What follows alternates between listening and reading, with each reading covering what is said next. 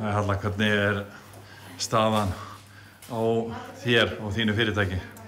Staðan bara svona ágætt held ég með hjá mörgum öðrum sko. Við getum ekkert kvarta en við erum alltaf bara með litla starfsemi núna og erum bara að reyna að vinna í því að stækka starfsemina aftur eða hvar við endum í rauninni.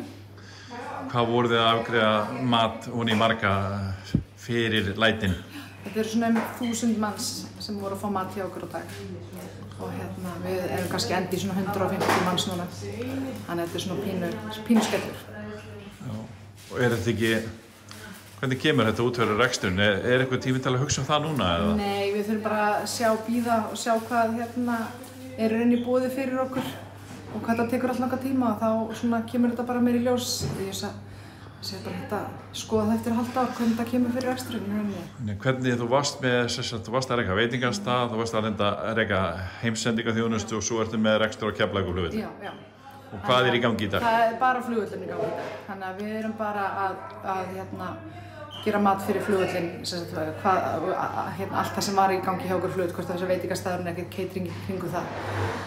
En fyrirtækið þjónusta og veisluþjónusta og veitingastaður er bara over í bili. Já, ekki með? Nei. Þannig að... Hvernig er útlitið? Óvissa? Ég er svo sem alveg ennþá róleg af því það er í rauninni ekki komin eitt í ljós hvað verður og hvernig það er og allt þetta en ég meina auðvitað, róleg maður er samt hugan við þetta og er að velta fyrir sig hvernig það mun fara og hvað mun að gerast. Þannig að en maður reynir bara að vera bjartsýnn og vona það besta.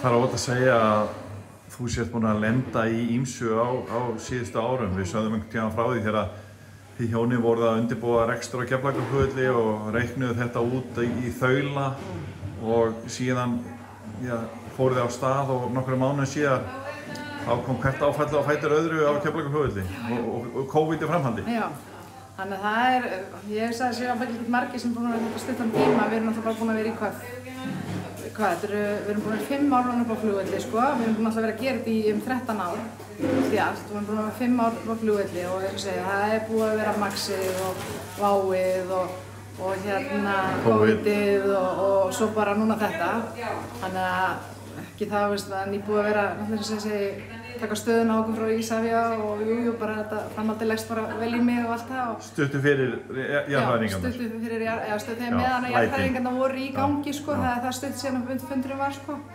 Og þannig að hún spurði hvort við værum ekki bara brött og bara leit bara bjartsýn á framtíðina og spurningum að vera kannski aðeins lengur upp á velli og annað og allt þetta en það ætti nú bara eftir að gjósa þannig að það væri nú bara eiginlega næst á dögunni.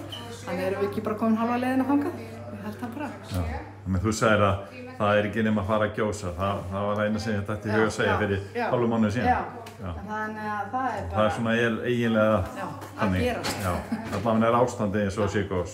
En ekki það ég hef allavega svona, mín trú það að mun ekki gjósa sko, en hvað verður, ég veit ekki, það er allavega mitt að vona og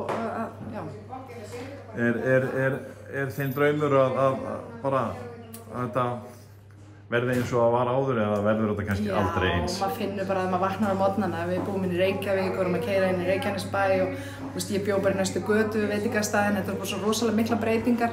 Það er ekki nóg með, það er bara að tala fyrirtæki, svo er náttúrulega líka annað, þess að ég segi, foreldrar mínir bjuggu í sama bæ og amma mín bjó í sama bæ og vinkonum bjó, besta vinkonum mín sem við ölum börnin okkar upp saman bjó hliðina á mér og svo náttúrulega allt starfsfólki bjó í bænum og nú bara allir tvístraðir, amma mín er komin á Borgarnes og mamma mín þau í Árbæinn og við miðbæinn og eitthvað starfsfólkin er og veit í rauninni ekkert allir hver endastöðin er í rauninni þannig að þetta er bara svo rosalega mikið breytt og maður vaknar á morgnana eins og segi væri ógeðslegt til að geta bara labbaði vinnuna og það er svona kemur ég vonast til þess að sé allavega hægt kannski að gera þá þeir sem eru með atvinnurekstur í bænum að setja að koma því einhvern veginn upp þannig að fólk geta allavega mætt í vinnuna en ekki það er ekkert eitthvað sanngjarnara að gera það og undan heldur við heimilunum alltaf en þannig að það er bara spurning hvað tekur við. Maður bara vonar bara fyrir sig og sitt fólk og allt. Og eiginlega allar konurnar að starfsfólki úr Grindavík. Já. Þannig að mér heyrist nú samt vera alveg ágætis andi hjá ykkur. Já, við höfum alltaf, það sko, sumt af þessu fólki búið að vera hérna bara frá upphafi og búin að fara í gegnum þetta allt með okkur og já, þannig að það er bara að kunni þetta og þekki þetta og Þið haldið bara áfram? Já, þetta er bara einn stór fjölskylda, sko. Vonið það besta? Er þetta að segja eitthvað annað? Nei, þetta er bara að vona það besta, það er ekkert annað. Gerum það. Já. Takk fyrir.